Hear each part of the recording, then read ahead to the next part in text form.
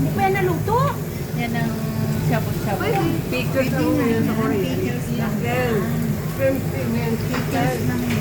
Pwede mong lutuin. Masaya na akong panoorin ko kayo. Oh, di ba? May sabaw na kami. Live tayo, live.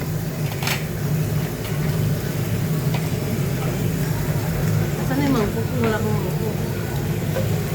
Tamang luto kasi ba? Ayan ang mga kasama ko. Birthday nung ano namin, katrabaho namin. Aray, aray, dahan-dahan. Kanino to? Ay. Dahan-dahan lang. Gusto niyo ng ice? Ako ay. Gutom na. Mikay, kain ng Mikay. Ayan guys. Jojoin na ako sa kanila.